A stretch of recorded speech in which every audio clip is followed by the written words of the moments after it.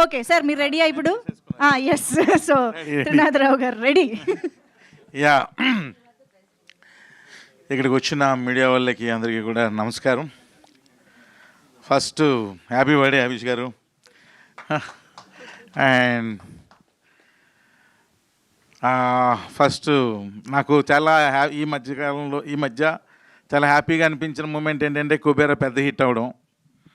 So మళ్ళీ theatres కొంచెం కలకల్లగా కనిపిస్తున్నాయి. అలాగే నెక్స్ట్ రాబోయే కన్నప్ప కూడా అంతే పెద్ద హిట్ అవ్వాలి. దాని తర్వాత 10-15 సినిమాలు అలాగే హిట్ అయితే మరలా థియేటర్స్ ఒక చాలా కలర్ఫుల్గా ఉంటాయి. అది నాకు చూడడం చాలా ఇష్టం అనిపించింది. నిజంగా దేవుడిని నేను అదే కోరుకుంటున్నాను. దేవుడే ఇక్కడ నుంచి 10-15 తెలుగు హిట్ సినిమా, తెలుగనే కాదు ఆల్ లాంగ్వేజెస్ హిట్ సినిమాలు ఇచ్చేసే దేవుడా. మళ్ళీ చాలా డిసప్పాయింట్లో ఉంటున్న ఇండస్ట్రీ మరలా చిన్న ఉత్తేజం వస్తుంది అని మనస్ఫూర్తి కోరుకుంటున్నాను. అండ్ ఇప్పుడు ఇంకా నేను రెడీ సినిమాకి వస్తే, ఎప్పటి నుంచో అవిష్ గారు వాళ్ళ నాన్నగారు నాకు బాగా పరిచయం.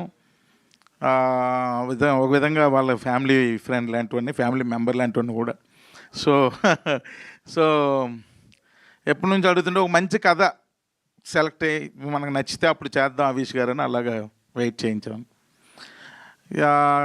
అనుకోకుండా మజాకా అయిపోగానే శ్రీనివాస్ గారు కథ చెప్పాడు. ఒక కథ చెప్తానంటే చెప్పు అన్నాను. చెప్పారు. కథ వినగానే నాకు ఎందుకో ఇది అవిష్ గారు చేస్తే బాగుంటుంది అనిపించి వెంటనే అవిష్ గారు ఫోన్ చేసి ఒక కథ పంపిస్తున్నా వినండి అనగానే అవిష్ గారు అని మీరు అనుకుంటారు, అవిష్ గారి గురించి జనరల్గా ఒరిజినల్గా నిజాలు మాట్లాడేసుకుందాం. వీళ్ళేమి బోల్ డబ్బులు ఇచ్చేస్తారు డైరెక్టర్కి. రెండోది ఏంటంటే ఆయనకి కథ ఏదైనా సినిమా చేయడం ఎక్కువ, ఇలాంటి ఒక న్యూస్లు తిరుగుతూ ఉంటాయి. కానీ వాస్తవాలు కాదు. ఆయన కథలు అంత ఈజీగా ఓకే చేయడు. మీకు అర్థం కావట్లేదు. అమ్మో, అంత ఈజీగా ఓకే చేయడు కథలు. అది ఒకటి. రెండు, ఫస్ట్ పాయింట్ అసలు కాదు. సో ఈ కథ విని ఇంచుమించు శ్రీని గారు 2.5 hours నేరేషన్ ఇచ్చారు కంటిన్యూస్గా. నేను పక్కనే కూర్చున్నా, నేను కూడా విన్నా ఆయనతో పాటు.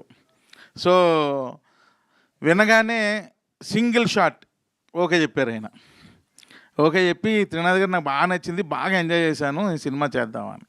నాకు కూడా ఎప్పటి నుంచో పెళ్లి సందడిలో ఇండస్ట్రీలో ఉన్న కమెడియన్స్ అందరినీ అప్పుడు ఆ సినిమాలో వాడారు. అసలు కమెడియనే దొరకట్లేదు వేరే సినిమాలు యాక్ట్ చేయాలంటే అన్న భలే ఉండేది అది వినడానికి. కానీ కమెడియన్స్ అందరూ ఫ్యామిలీగా వచ్చి చేస్తున్నారు అని అనడం కానీ, అది నాకు చాలా అప్పట్లో, అప్పుడు నేను డైరెక్టర్ని కూడా కాదు, ఏదో స్టూడెంట్, ఏదో చదువుకుంటున్నాను ఆ టైంలో. ఆ సౌండింగ్ మళ్ళీ ఈ సినిమాతో నేను వింటున్నాను మా సెట్లో. ఎందుకంటే ఫుల్ ఇక్కడ ఇంకా ఒక ఫ్యామిలీ, ఇదంతా ఇలాంటి 3 ఫ్యామిలీలు ఉన్నాయి. అంటే మీకు లాస్ట్ ఫంక్షన్లో అప్పుడు ఇంకా పెద్ద స్టేజ్ మీద చేస్తాం కాబట్టి స్టేజ్ కూడా కొంచెం పెద్దగా కట్టాల్సి వస్తుంది. ఇది ఒక ఫ్యామిలీ, ఇది ఇంక ఇలాంటి 3 ఫ్యామిలీలు ఉన్నాయి.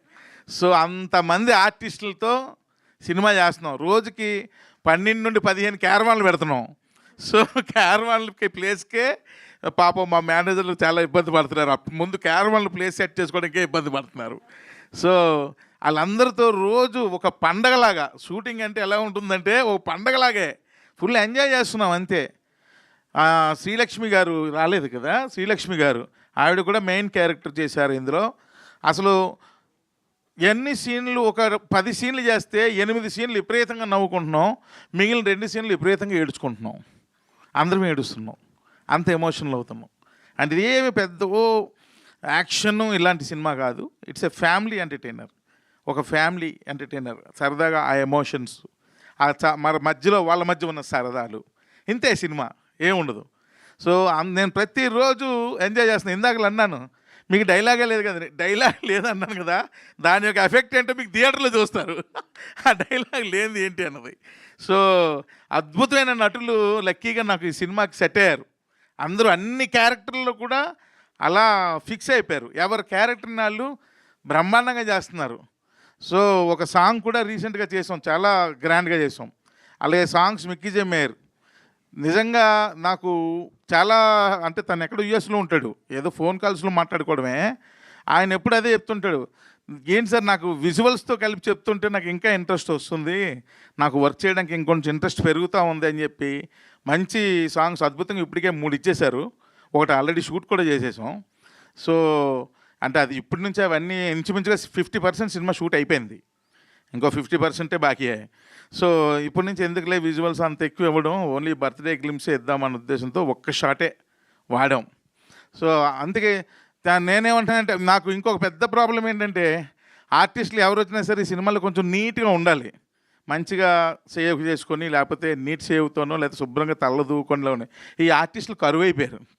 ఎవరు వచ్చినా ఇంత గడ్డాలు, ఇంత హెయిర్లు, ఏంది ఈ కథ ఏమో అలాంటిది కాదు, క్లీన్గా నీట్గా ఉండాల్సిన కథ. అసలు అలాంటి ఆర్టిస్టులే దొరకట్లేదు, అందరూ అలాగే అయిపోయారు. మొత్తం గెడ్డాలు, ఇది కండలు గిండలు ఒక రేంజ్లో ఉంటున్నారు ఒక్కొక్కరు. సో మళ్ళీ ఈ సినిమాలో చాలా క్లీన్గా నీట్గా, ఇప్పుడు మీరు చూశారు కదా గ్లిమ్స్లో, ముద్దుగానే యశోదా అని ఎంత హాయిగా ఉందో ఆ సంగీతం, సినిమా అంతా కూడా అంతే హాయిగా ఉంటుంది.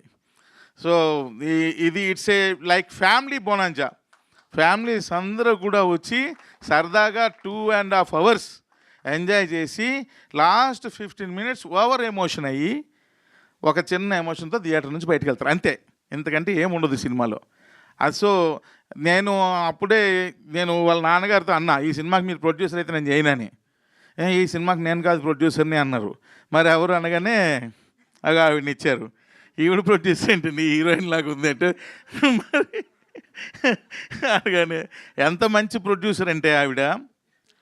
జనరల్గా ఎవరైనా ఏదైనా చెబితే ప్రాబ్లమ్స్ వచ్చి ఈ ప్రాబ్లం వచ్చిందని చెబితే, ఈ ప్రాబ్లమ్ ఈ సొల్యూషన్ ఏంటి అంటే, ఒక సొల్యూషన్ అనగానే ఇది వెళ్ళిపోండి అంటారు. ఈవిడ అలాంటి ప్రొడ్యూసర్ కాదు, ప్రాబ్లం వచ్చిందంటే దాన్ని అనలైజ్ చేస్తున్నారు, ఎందుకు వస్తుంది ఈ ప్రాబ్లం అంటే రూట్స్కి వెళ్తున్నారు. ఫస్ట్ సినిమా కదా ఆ మాత్రం ఉంటుందిలేండి అనుకున్నాను నేను.